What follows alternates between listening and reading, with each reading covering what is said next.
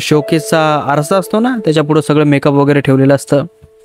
तो छोटा मुलगा 5 वर्षाचा त्या आरशापुढं बसलेला आहे, अंगावर साडी घालून, होटांना ते काय म्हणतात लिपस्टिक लावत, कानामध्ये झुंबर, पायामध्ये पैंजणं, हातांच्या बोटांना नखपालीस, डोक्यावर कुंकू. त्याचे जे केस आहेत ते केस अशा पद्धतीनं त्यांना भांग पाडावतात, जसं की लेडीज पाडतात ना, असं मधामधून भांग असतो तशा पद्धतीनं त्यांना भांग पाडावतात. आई शपथ खरं सांगतो, मी आज जी स्टोरी सांगणार आहे ना, अशा एखाद्या स्टोरीची वाटच बघू लागलो की आपल्या चॅनलवर प्लीज यार अशी एखादी तरी स्टोरी यावं. कारण की मला या जागेवर बोलायला ना खूप जास्त आवडतं. मला पर्सनली ही जागा खूप जास्त आवडते. आता स्टोरी सुरू करण्याच्या अगोदर मी एक छोटासा प्रश्न विचारतो. जे मागं पोछा लावलेला आहे ना, तो कसा वाटतोय? चांगला वाटतोय ना? तसाही तो खूप चांगला माणूस आहे बरं का. घरामधली सगळी घाण बाहेर काढून फेकतो. दुसऱ्यांसारखं नाही घरामध्ये घाण आणतो, बाहेर काढून फेकतो. तर चला, हा माझा प्रश्न थोडासा मुद्दा आहे, याला थोडं साईडला फेकून देऊया, त्याचं काय काम नाही आहे. तर आज आपल्याकडे जी घटना आलेली आहे ना, ही घटना कोकणामधली आलेली आहे. आता कोकण म्हणलं ना, काही लोकांच्या मनामध्ये एकच प्रश्न, त्याच्यामध्ये साला लयच भूतं असतात, लयच करण्या होतात, लयच वेड्या गबाळ्यासारखे घटना होतात. हा मला मान्य आहे, घटना होतात, पण तो एक भाग थोडासा बाजूला ठेवा आणि नंतर विचार करा. कोकण म्हणजे ना एक साला स्वर्गच आहे. मला असं पर्सनली वाटतं की तिथं जर माणूस गेलं तर ते 100% दुसऱ्या वेळेस फिरायला जाण्याच्या अगोदर जो काही प्लॅन बनवल ना, तो प्लॅन कोकणाला जाण्याचा बनवल. कारण की यार कोकण म्हणलं ना की मनाला एकदम असं शांत वाटतं. असं वाटतं की जगामधलं सर्वात सुंदर जागा कोकणच आहे. आणि खरंच ती आहे सुद्धा सुंदर जागा. ज्यांना वातावरण आवडतं त्यांनी तर कोकणाला 100% जायला पाहिजे. आता ज्यांना वातावरण आवडत नाही त्यांचा विषय वेगळा. जे लोक वातावरणाच्या नादानादामध्ये आपलं राज्य सोडून, आपला देश सोडून दुसऱ्या देशामध्ये फिरण्यासाठी जाण्याचा ट्राय करतात, अशा लोकांनी इथं यायला पाहिजे. मी 100% गॅरंटी देऊन सांगतो की ते पुन्हा पण इथलंच येण्याचा प्लॅन बनवतील, म्हणजे कोकणामध्ये. आणि आज आपल्याकडं जी स्टोरी आलेली आहे, ही स्टोरीसुद्धा याच कॅटेगरीमधली आहे. एक फॅमिली असते जी की नाशिकमध्ये राहणारी असते. तिची फायनान्शियल कंडिशन खूप बेस्ट असते. मस्त घरी 4 चाकी गाडी, मोटरसायकल. ज्या घरामधला जो करता धरता आहे तो चांगल्या कंपनीमध्ये चांगल्या पोस्टवर होता, चांगली पेमेंट होती, म्हणजे सगळं काही सुरळीत त्याचं चाललं होतं. पण त्या फॅमिलीच्या आयुष्यामध्ये जेव्हा त्यांनी एक निर्णय घेतला की आपण कोकणामध्ये जाऊन फिरूयात आणि येऊयात, त्यावेळेस त्यांच्यासोबत जे काही घडलं ते खूपच विचित्र आणि खूपच भयानक घडलं. ती फॅमिली म्हणजे आयुष्यभर विसरणार नाही असं काही त्या फॅमिलीसोबत घडलेलं आहे. आणि जेव्हा त्या माणसाने मला ही सगळी स्टोरी सांगितली, त्यावेळेस तो माणूससुद्धा मला म्हणला की यार भया, इतकं भयंकर माझ्या फॅमिलीमध्ये घडलं ना, मी कधीच विसरू शकत नाही. आणि असं हे कुणाही सोबत होऊ नये, खूप भयानक घडलेलं आहे. आणि जेव्हा तो सांगू लागला त्यावेळेस मी थोडंसं इमॅजिनेशन केलं, जर माझ्या फॅमिलीमध्ये असं झालं असतं तर काय झालं असतं. आई शपथ सहन नसतं करू शकलो. खूप म्हणजे खूप भयंकर घटना त्या फॅमिलीसोबत घडलेली आहे. आता त्या फॅमिलीचा जो करता धरता होता त्याचं नाव महेश असं होतं. महेशचा मित्र वरुण हा कोकणामध्ये रत्नागिरीमध्ये राहायचा. एका दिवशी वरुणने महेशला फोन केला. त्याला म्हणला की तुझी फॅमिली घेऊन कोकणामध्ये एकदा फिरायला येऊन बघ, खूप मजा येईल. आमच्या इकडे इतकं निसर्गमय वातावरण आहे, तू दुसऱ्या वेळेससुद्धा फिरण्यासाठी मुद्दामून कोकणामध्येच येशील. महेश हा कधीच कोकणामध्ये गेला नव्हता. महेशनं पण ठरवलं की हां, आपण जायला पाहिजे एकदा कोकणामध्ये, बघायलाच पाहिजे काय आहे ते. कारण की कोकणाचं नाव खूप समोर येतं ना, त्यामुळं. आता जो महेश आहे तो आपल्या कंपनीमधून 5-6 दिवसाची सुट्टी काढतो. आणि दिवस हेच चालू असतात पावसाळ्याचे. आणि हाच महिना चालू असतो एक्झॅक्ट जुलैचा. वर्ष असतं 2023चं. आता ते तिथून निघतात आपली फॅमिली घेऊन. त्याच्या फॅमिलीमध्ये बायको आणि 2 लेकरं असतात. एक मोठी मुलगी आणि एक छोटा मुलगा. छोटा मुलगा जो असतो तो 5 वर्षाचा असतो, त्याचं नाव विजय असं असतं. आणि जी मोठी मुलगी असते ती असते 14 वर्षाची, तिचं नाव लक्ष्मी असं असतं. आणि त्याची बायको. हे 4 जणं आपली कार काढतात, कारमध्ये बसतात आणि कोकणाकडे निघतात. आता कोकणाकडे निघाल्याच्या नंतर यांच्यासोबत जी काही घटना घडली ना, सुरुवातीला स्टार्ट त्या कोकणामध्ये त्या रस्त्यावर होते, जे की रत्नागिरीच्या थोडंसं अलीकड होतं. आता माझ्या विचाराने तर अलीकडे काशेडी घाट आहे आणि काशेडी घाटाच्या बऱ्याचशा स्टोऱ्या मी ऐकलेल्या आहेत आणि मला असं वाटतं की बहुतेक यांच्यासोबत त्याच घाटामध्ये घडलेलं असेल. पण हे म्हणतात की आम्हाला माहिती नाही की तो घाट होता किंवा वळण होतं किंवा सुनसान एखादा चांगला रस्ता होता. पण एवढं माहिती आहे की रत्नागिरीला जाणाऱ्या रस्त्यावरच आमच्यासोबत जे काय घडलंय ना त्याच रस्त्यावर घडलंय. जेव्हा यांची जी पूर्ण फॅमिली आपल्या कारमध्ये बसून कोकणाकडे निघाली होती. आता नाशिक ते रत्नागिरी हे खूप अंतर आहे, कमीत कमी 12 ते 13 तासाचं अंतर. आता एवढं अंतर असल्यामुळं हे घरून लवकरच निघले. संध्याकाळी म्हणजे सकाळच्या 2:30 किंवा 3च्या दरम्यान तिथून निघले होते आणि संध्याकाळी 10, 10:30, 11च्या दरम्यान कोकणामध्ये पोहोचणार असा यांचा प्लॅन होता. आणि असं यांनी ठरवलं होतं की बाबा इतक्या टायमामध्ये आपल्याला पोहोचायचं आहे. आता संध्याकाळचे 9:30 ते 10 वाजले होते. 10चाच टाईम असावा, त्यांनी एक्झॅक्ट टाईम सांगितला नाही, फक्त अंदाजे सांगितलं की बाबा इतकं वाजलं असेल. आणि त्यानंतर काय आम्ही टाईम बघितला नाही, कारण की आमची एवढी फाटली होती की आम्ही म्हणजे ते आम्हाला आमचं भानच राहिलं नाही. आम्हाला आमचंच माहिती नाही की आम्ही नेमकं रत्नागिरीमध्ये आमच्या मित्राच्या घरी पोहोचलो कसं. घरी पोहोचल्याच्या नंतर तेव्हा कळलं की आता आम्ही आलो आहे. तिथून तिथपर्यंत येईपर्यंत सदम्यामध्येच होतो, असं समजा की पूर्ण गुंगीमध्ये असल्यासारखं. आता त्या रस्त्यावर जेव्हा ते त्या ठिकाणावर आले त्यावेळेस यांचा जो छोटा मुलगा आहे तो 5 वर्षाचा विजय नावाचा, तो मुलगा याच्या बाबाला म्हणतो की बाबा गाडी थांबवता का थोडीशी, मला थोडीशी बाथरूम करायची, मला सू करायची. महेश म्हणतो की ठीक आहे, काय प्रॉब्लेम नाही. एक असा फूल असल्यासारखा होता, इकडून थोडीशी दरी असल्यासारखी होती आणि असे जे गोटे लावलेले असतात ना रोडच्या साईडला, तसे गोटे लावलेले होते. त्याच्या साईडला गाडी थांबवतात. एकही वाहन नसतं रस्त्याने, सगळा रस्ता सुनसान असतो. मुलगा उतरतो आणि एकूण महेशसुद्धा उतरतो, त्याला म्हणजे सपोर्ट देण्यासाठी भिवू नये म्हणून, आणि त्याच्या साईडला उभा राहतो. तो त्याचं काम करत असतो. तेवढ्यात महेशच्या कानावर एका गाडीची रेस झालेली ऐकू येते, फोर व्हीलरची रेस. कदाचित ती SUV असावी असं तो म्हणतो. तिची रेस एवढ्या जोरात वाढली होती की मला वाटलं कदाचित ती गाडी येऊन आमच्या गाडीला धडकू नये. इतक्या स्पीडमध्ये इतक्या रेस वाढवून ती गाडी येत होती. आम्ही जिकडे जात होतो तिकडूनच पाठीमागून ती गाडी येत होती एवढ्या स्पीडमध्ये. आणि हा म्हणला की जेव्हा ती गाडी येताना मी पाहिली त्यावेळेस माझ्या पूर्ण फॅमिलीला गाडीच्या बाहेर मी काढलं गडबडीने आणि थोडं गाडीच्या साईडला उभं राहिलो. आणि ती गाडी अक्षरशः ज्यांच्या गाडीपासून समोर जाऊन पलटली. म्हणजे थोडासा असा टर्न होता, ती गाडी इतक्या स्पीडमध्ये आली आणि यांच्या गाडीला लागता किंचित 1 इंचाचं अंतर असावं असं तो म्हणला होता आणि डायरेक्ट असं समोर टर्न घेता पलटली.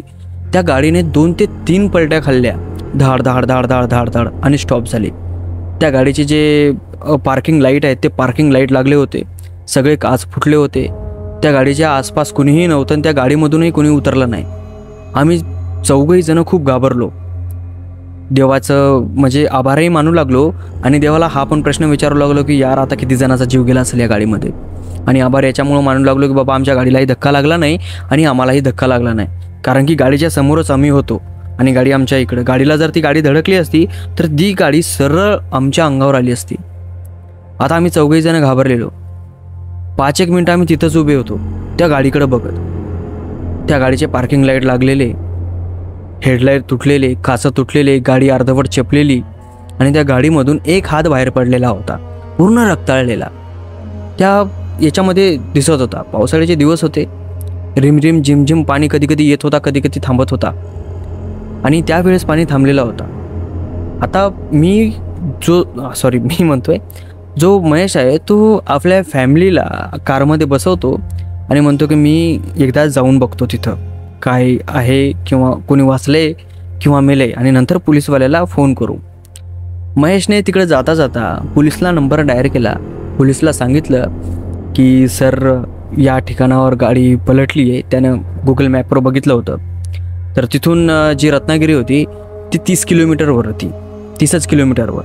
तर त्यांनी सांगितलं की रत्नागिरीला येणारा रस्ता, त्या रस्त्यावर 30 किलोमीटरच्या अलीकडं हे ॲक्सिडेंट झालेलं आहे. तर त्याच्यात कोण मिळेलं आहे काय मिळेलं हे आम्हाला माहिती आहे, आमच्यासमोर डोळ्यासमोर लाईव्ह ॲक्सिडेंट झालेला आहे असं महेशने पोलीस स्टेशनमध्ये फोन करून सांगितलं होतं. आता तिकडून पोलीसवाले म्हणले की ठीक आहे आम्ही येतो, तुम्ही थांबा. महेश त्या गाडीजवळ गेला. गाडीजवळ गेल्याच्या नंतर बघतो तर एक हात समोर पडलेला होता आणि अचानक त्याच वेळेस विश्वास बसणार नाही की आकाशामध्ये विजा चमकायला लागल्या, गडगडायला लागल्या अलगच, फडफड फडफड फड फडफड फड. म्हणजे असं समजा की उन्हाळ्यामध्ये कशा विजा चमकतात. एक उन्हाळ्यामध्ये बघा वारं वावदान आला असं आपण म्हणतो. जेव्हा का उन्हाळ्यामध्ये गारा वगैरे पडतात, पाणी वगैरे येतो, त्यावेळेस कशा विजा कडकडतात, तशा प्रकारच्या विजा आता कडकडू लागल्या. हा थोडा आश्चर्यचकित होता की आत्तापर्यंत वीज एकही चमकली नाही आणि कडकली नाही, आत्ता इतकी वीज कसं काय कडकायली. म्हणजे झड चालू होती, नॉर्मलशी झड. नॉर्मल झडीमध्ये विजा वगैरे कडकत नाही. तर हा थोडा आश्चर्यचकित झाला. याने मग आपल्या मोबाईलचा फ्लॅश लावला आणि त्या गाडीमध्ये बघितलं. त्या गाडीमध्ये समोरच्या सीटवर जो माणूस पडलेला होता त्याच्या मानेमध्ये तो जो काच आहे ना, तो काच पूर्णपणे खुपसलेला होता. त्याच्या साईडला एक बाई बसलेली होती. ती बाई अर्धवट बाहेर पडलेली होती आणि अर्धवट त्या सीटवर होती, म्हणजे पलीकडच्या बाजूनं. आणि जे पाठीमागं पडले होते ते दोन किंवा 3 लेकरं असावेत, असे त्या गाडीमध्ये पडले होते. हा उठून उभा राहिला. याला कन्फर्म कळालं की सगळेजण वाचले नाहीत, मेलेले आहेत. हा फक्त पोलिसची वाट बघू लागला की पोलिसची गाडी कधी येईल कधी येईल कधी येईल. 1 तास थांबतो पण पोलिसची गाडी त्या जाग्यावर येत नाही. हा गाडीमध्ये येऊन बसलेला असतो आपल्या फॅमिलीसोबत. हा गाडीमध्ये बसूनच वाट बघतो की बाबा पोलीस आता येईल किंवा नंतर येईल, पण 1 तास पोलीस आली नाही. हा पुन्हा गाडीच्या खाली उतरतो, विचार करतो की पोलीस आली का नाही. तो पुन्हा पोलीसला फोन करतो. आता याचं तोंड पाठीमागं होतं, म्हणजे बोलता बोलता पोलीस स्टेशनमध्ये फोन कनेक्ट होतो. पोलीस उचलतात. हा जो काय प्रकार झालेला आहे तो सगळा काय प्रकार पोलिसांना सांगतो आणि पोलिसांना हे पण म्हणतो की सर मी या अगोदरसुद्धा तुम्हाला कॉल केला होता पण तुम्ही येतो म्हणले आणि अजून पण आले नाही. तिकडच्या समोरच्या म्हणतात काय म्हणजे तुम्ही काही नशा वगैरे केलेला आहे का. हा म्हणतो की नाही. तिकडच्या समोरच्या म्हणतात तुमचा कॉल आलाच नाही आम्हाला, तुम्ही आम्हाला फोनच केला नाही. ही गोष्ट थोडी आश्चर्यचकित आहे. तुम्ही आम्हाला फोन केला नाही, तुम्ही म्हणता की आम्हाला फोन केला आहे म्हणून. तुम्ही पुन्हा एकदा कन्फर्म करा की बाबा तुम्ही नशेमध्ये तर नाहात ना, उगाच आम्हाला धोक्यामध्ये काढू नका. हा म्हणतो की नाही सर मी नशामध्ये नाही आणि माझ्यासमोर लाईव्ह ॲक्सिडेंट झालेला आहे आणि 5 मृतदेह त्या गाडीमध्ये पडलेले आहेत, प्लीज तुम्ही पटकर या. मग पलीकडून फोन ठेवतात, इकडून पण फोन ठेवतात आणि हा गाडीकडे बघतो तर गाडी आता नाहीसा झाली, म्हणजे दिसत नव्हती. त्याची जे कारमध्ये बसलेली फॅमिली होती त्या फॅमिलीकडे तो बघतो आणि गाडीकडे बघतो तर याला गाडी दिसत नव्हती. त्याच्या फॅमिलीला विचारतंय की ती गाडी कुठे गेली. त्याची फॅमिलीमध्ये गाडी तर समोरच आहे पण याला गाडी दिसत नव्हती. हा थोडा आश्चर्यचकित झाला, गाडी समोर आहे मला गाडी दिसत नाही आहे. हा पुन्हा त्या गाडीपाशी गेला, म्हणजे गाडी ज्या जागेवर पडलेली होती त्या जागेवर गेला. तिथं थोडंसं चेक करायला लागला पण तिथं काहीच पडलेलं नव्हतं. आणि याच्या फॅमिलीला दिसते की हा गाडीपाशी गेलेला आहे, म्हणजे त्या मोडक्या तोडक्या गाडीपाशी जाऊन उभा राहिलेला आहे. हा ते जी गाडी पडलेली आहे तिथं फिरतो, इकडे तिकडे फिरतो पण याला ती गाडी दिसतही नाही आणि काहीच नाही. याची फॅमिली पुन्हा शॉकमध्ये. गाडी तिथं पडलेली आहे आणि हे त्या गाडीच्या आरपार जात आहेत. याच्या फॅमिलीला फुल घाम आला. याच्या फॅमिलीनं म्हणजे याच्या बायकोनं त्याला हाक मारली. तो गाडीपाशी आला. गाडीपाशी आल्याच्यानंतर याची फॅमिलीमध्ये पटकर गाडीमध्ये बसा आणि पटकर इथून चालले चला, पटकर निघा. मग तिथून गाडीमध्ये जेव्हा तो बसल्याच्यानंतर तो तिला विचारायला की यार ती गाडी कुठे आहे. हे म्हणतात की आम्हाला ती गाडी तिथंच दिसतीये पण जेव्हा तुम्ही गाडीपाशी गेलता ना त्यावेळेस त्या गाडीच्या आरपार तुम्ही जात होतात, म्हणजे एक तर ती गाडी अदृश्य असेल नाही तर मग तुम्ही अदृश्य झाले होते. गाडीच्या आरपार जाऊ लागले येऊ लागले जाऊ लागले येऊ लागले. असं म्हणल्याच्या नंतर याला समजलं की इथं काहीतरी वेगळा प्रकार आहे. आणि त्यावेळेस याला आठवलं की यार हे कोकण आहे आणि कोकणामध्ये अशा काही गोष्टी होतात आणि कदाचित आपल्यासोबतही अशी काही गोष्ट होत असेल. पहिले तर याला विश्वास नव्हता पण आता याला पक्का विश्वास पटला होता. आणि याला निघायच्या अगोदर याचा मित्र जो आहे तो याला म्हणला होता की बाबा तू संध्याकाळी निघ, म्हणजे दिवसाच्या टाईमला तू रत्नागिरीमध्ये येशील. संध्याकाळचा प्रवास इकडे करू नको. संध्याकाळचा प्रवास तिकडे झाला तरी चालेल तुझ्या भागामध्ये, पण या भागामध्ये संध्याकाळचा प्रवास करू नको. पण हा ऐकला नाही आणि सकाळच्या 2:30-3 वाजता निघाला होता. त्यामुळं हा या जागेवर संध्याकाळी पोहोचला आणि याला ही गोष्ट खडकली की आपला मित्र म्हणू लागला ते काही खरं तर नाही ना. पटकर गाडी चालू करतो आणि तिथून झणकर निघतो. आता याला ती गाडी दिसत नाही पण याच्या फॅमिलीला गाडी दिसते. ती गाडी रस्त्यामध्ये मध्ये पडलेली. आता याला गाडी दिसत नाही, याला रस्ता क्लिअर दिसतो, हा जोरात गाडी नव्हती. याच्या फॅमिलीला वाटतं की आता गाडी धडकली, थांबा थांबा थांबा जोरात ओरडू लागली. पण ती गाडी त्या गाडीच्या आरपार झाली. आणि जशी ती गाडी त्या गाडीच्या आरपार झाली त्या महेशच्या फॅमिलीनं, जी गाडीमध्ये बसलेली होती, त्या गाडीमध्ये बसलेल्या त्या पूर्ण फॅमिलीनं पाठीमागं वळून बघितलं की गाडी या गाडीच्या आरपार झालीच कशी. तेव्हा त्यांना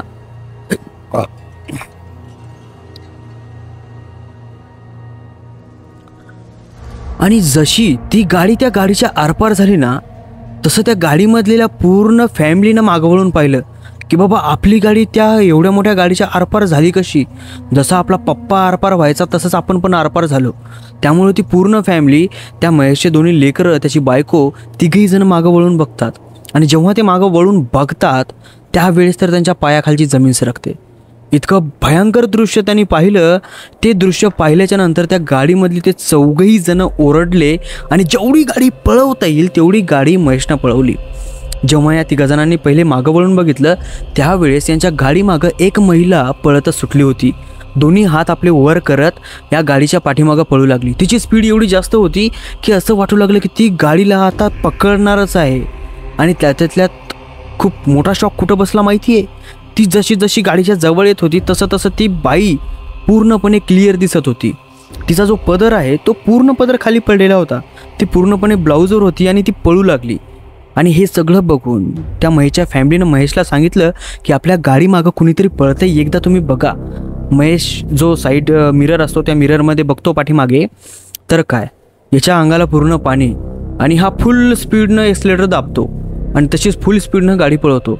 कारण की जी महिला यांच्या गाडीच्या पाठीमागं पळत होती त्या महिलेचं फक्त धडच होतं, इथून वर मुंडकं अजिबात नव्हतं, फक्त धड त्या गाडीच्या पाठीमागं पळत होतं. आणि ती महिला तीच होती जेव्हा महेश त्या गाडीपाशी गेला होता ना, ती गाडी पलटली होती त्यावेळेस दुसऱ्या खिडकीमध्ये ती महिला अर्धवट बाहेर पडली होती आणि अर्धवट गाडीमध्ये पडली होती. ती बाई तीच होती, कारण की त्या बाईच्या अंगावर जी साडी होती तीच साडी या बाईच्या अंगावर होती. हे पाहिल्याच्या नंतर महेश आणि महेशची पूर्ण फॅमिली इतकी भिली की यांना खूप मोठा सदमा बसला. म्हणजे हे त्या रत्नागिरीमध्ये पोहोचेपर्यंत याला कळालं नाही की आपण पोहोचलोय म्हणून, आणि यांना गॅरंटी येत नव्हती की आपण आलोय म्हणून. जेव्हा ते त्यांच्या मित्रापाशी गेल्याच्या नंतर त्यांनी सगळा काय प्रकार जो काय घडलेला आहे तो सगळा प्रकार आपल्या मित्राला सांगितला. त्याचा मित्र म्हणला की बाबा मी तर तुम्हाला पहिलेच म्हणलो होतो, दिवसाच्या टायमात या रस्त्यावरून येसाल अशा पद्धतीनं तुम्ही निघा, पण तुम्ही माझं ऐकलं नाही, तुम्ही संध्याकाळी निघाले. बरं ठीक आहे सोडा, आता ती गोष्ट वारंवार लक्षामध्ये आणू नका, त्याचा प्रभाव पडू शकतो. तुम्ही देवाच्या पाया पडा, हातपाय धुवा आणि जेवण वगैरे करा आणि सध्या तर रिलॅक्स करा, उद्या बघू आपण काय करायचं ते. तसंच तिथं केलं त्यांनी, देवाच्या पाया वगैरे पडल्या, रिलॅक्स वगैरे केले आणि 2-4 दिवस तिथं फिरल्याच्या नंतर दिवसाच्या टायमाला तिथून ते निघले आणि इकडं आपल्या घरी नाशिकला सुखरूप येऊन पोहोचले. पण आता जे समोर यांच्यासोबत होणार होतं ना ते यांनी कधी विचार केला नव्हता. म्हणजे जेव्हापासून यांच्यासोबत हे काय होतंय हे यांनी विचार केलाच नव्हता. पण यांना असं वाटायचं जे तिथं घडलं त्याच्यापेक्षा डेंजर काहीच नसणार नाही. पण आत्ता मेन यांच्या घरामध्ये जे होणार होतं ना ते यांनी विचार नव्हता केला आणि ह्या गोष्टीपासून यांचं पूर्ण आयुष्यच बदलून जाणार होतं. इतकं की विचार म्हणजे खूपच भयंकर पद्धतीनं खराब होऊन जाणार होतं. आता हे घरी राहत असल्यावर यांचे जे रेग्युलर कामं असतात ती रेग्युलर कामं करायला सुरू केले. जे रेग्युलर ऑफिसला जाणं, काम करणं येणं, त्याची बायको घरामधलं काम करणं येणं, मुलं मुली याच्यामध्ये शाळेमध्ये जाणं येणं, हे सगळं जे पहिले चालायचं आता सगळं सुरळीत चालायला लागलं. 8 दिवस आरामशीर जातात. 8 दिवसाच्या नंतर अचानक त्यांच्या रूममध्ये काहीतरी खडखड पडल्यासारखा आवाज येतो. दोघेजण उठतात आणि आजूबाजूला बघतात तर तो 5 वर्षाचा जो मुलगा असतो तो त्यांच्यापाशी झोपलेला नसतो. त्याला शोधत बघतात, बाहेर जातात, कुठं गेलाय काय गेलाय हे पाहण्यासाठी. तर ते एक शोकेसचा आरसा असतो ना, त्याच्या पुढं सगळं मेकअप वगैरे ठेवलेलं असतं. तो छोटा मुलगा 5 वर्षाचा त्या आरशापुढं बसलेला आहे, अंगावर साडी घालून, होटांना ते काय म्हणतात लिपस्टिक लावत, कानामध्ये झुंबर, पायामध्ये पैंजणं हातांच्या बोटांना नखपालीस, डोक्यावर कुंकू.